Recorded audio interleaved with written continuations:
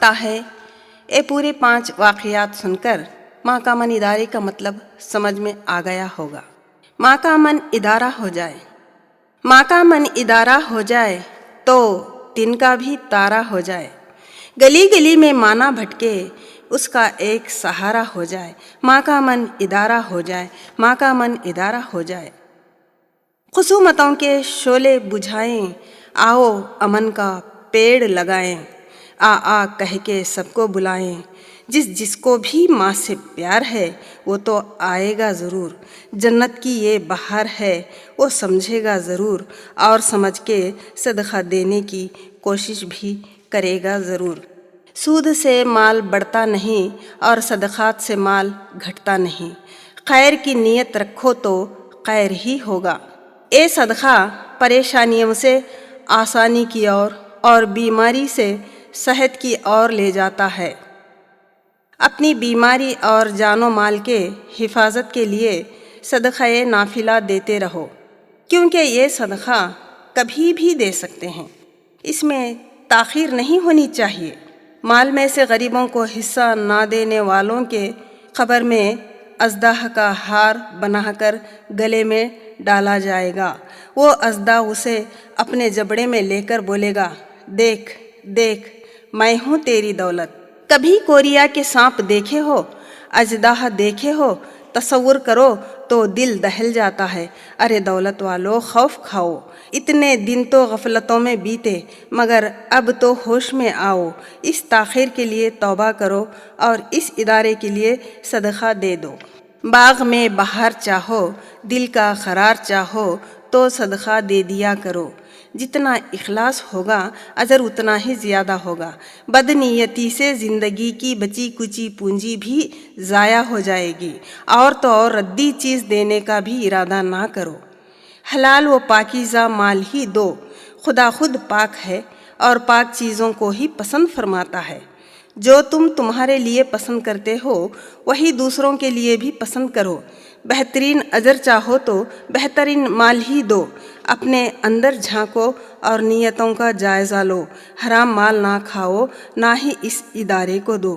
حرام مال سے پلا ہوا جسم جہنم کا مستحق ہے، کیونکہ ہمارے سرکار محمد مصطفیٰ صلی اللہ علیہ وسلم خود اپنے طرز عمل سے انسانی رشتے کیا ہیں یہ بتائے ہیں۔ ایک بار آپ صلی اللہ علیہ وسلم ایک بکری ذبح کر کے حضرت عائشہ صدیقہ رضی اللہ تعالی عنہا امہات المومنین ہم سب کی ماں سے فرمایا کہ اے عائشہ، اے گوشت غربا و مساکین میں بانٹ دو۔ اتنا کہے کہ آپ باہر تشریف لے گئے۔ جب آپ صلی اللہ علیہ وسلم واپس تشریف لائے تو حضرت عائشہ صدیقہ رضی اللہ تعالی عنہا سے پوچھا کہ اے عائشہ، کیا آپ نے وہ پورا گوشت تقسیم کر دیا؟ تب حضرت عائشہ صدیقہ رضی اللہ تعالی عنہا نے جواب میں عرض کیا کہ یا رسول اللہ، حکم کی تعمیل کرتے ہوئے میں نے پورا گوشت تقسیم کر دی، مگر تھوڑا سا بچا ہوا گوشت بتاتے ہوئے اتنا سا گوشت بچ گیا ہے۔ تب آپ سرکار دو عالم صلی اللہ علیہ وسلم نے فرمایا کہ اے عائشہ، تم نے یہ جو گوشت بچایا ہے وہ بچا نہیں، اصل میں تم غریبوں کو جو تقسیم کر چکی ہو نا وہ بچا ہے۔ سبحان اللہ، قربان جائیں ہمارے سرکار صلی اللہ علیہ وسلم کے اس طرز عمل پر۔ سخاوت کا سمندر ہیں ہمارے سرکار صلی اللہ علیہ وسلم، جس راہ چل دیے ہیں کوچے بسا دیے ہیں۔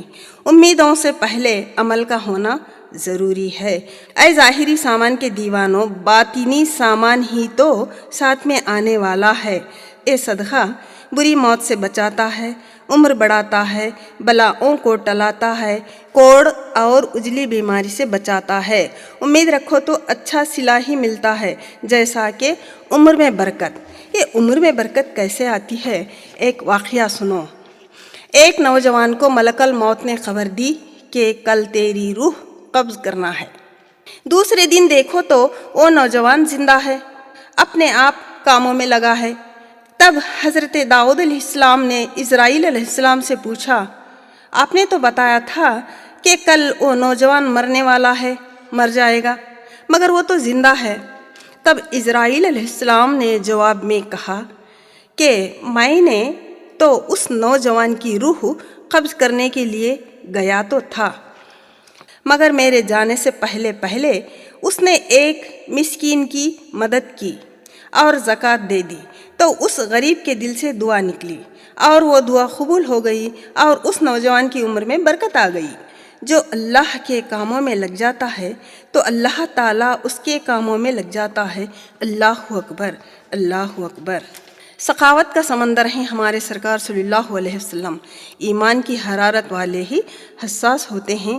حضرت عیسیٰ علیہ السلام بھی گہوارے میں سے ہی بول اٹھے کہ اے لوگو، اللہ نے زکوٰۃ کا حکم دیا ہے، اے لوگو دین کے کام کرو۔ ایسے کاموں کی بڑی فضیلت ہوتی ہے، زندگی کے کسی بھی شعبے میں کیوں نہ ہو، مگر کام کرو، غفلت میں نہ رہو، عمل خیر کرنے کی کوشش کرو تاکہ اللہ کی رضا پا سکیں، کیونکہ کل روز محشر سوالات پوچھے جائیں گے کہ زندگی کیسے اور کہاں گزاری، جوانی کیسے اور کہاں گزاری، مال کیسے کمایا اور کہاں لگایا اور کہاں خرچ کیا۔ یقیناً ہم کو آخرت میں خدا کی عدالت میں پیش ہونا ہے۔ کیا یہ سوچ کر آپ کو کپ کپی طاری نہیں ہوتی؟ سب کے سامنے جب ہمارے اعمال کھولے جائیں گے، اگر ہم جنتی ہو گئے تو ہمیشہ ہمیشہ کے لیے جنت میں ہی رہیں گے۔ اللہ اچھے اعمال کرنے کی توفیق عطا فرمائے۔ صرف تمناؤں سے کچھ نہیں ہوگا۔ اگر اچھے اعمال کرو گے تو قبر میں عذاب اور اعمال کے بیچ ایک زبردست جنگ ہوگی، تو اچھے اعمال ہی کامیاب رہیں گے۔ مگر کچھ لوگ جاگیں گے تب جب موت سراہنے آ کے کھڑی ہوگی۔ اب جاگ کے بھی کیا فائدہ؟ ذرا ٹھنڈے دماغ سے سوچو، ورنہ لعنتی ہو جاؤ گے۔ جاگ جاؤ، جاگ جاؤ۔ دنیا داری میں تو اتنے ہوشیار، مگر دین کے کاموں میں دھیمی رفتار۔ ایسا اگر کرو گے تو گھاٹے میں رہو گے۔ اللہ تعالیٰ کی رحمت تو بہانے ڈھونڈتی ہے۔ اخلاص اگر نہ ہو تو عمل کی قبولیت ناممکن۔ زکوٰۃ نہ دیتے ہوئے ساری ہی دولت اپنوں کے لیے چھوڑ جائیں گے تو وہاں ہمارے پلے کچھ نہ رہے گا، کہیں اللہ کا غضب نازل نہ ہو جائے۔ امیدوں کے ساتھ ساتھ خوف خدا کا ہونا ضروری ہے۔ انجام کی فکر کرو اور اللہ کا ذکر کرو۔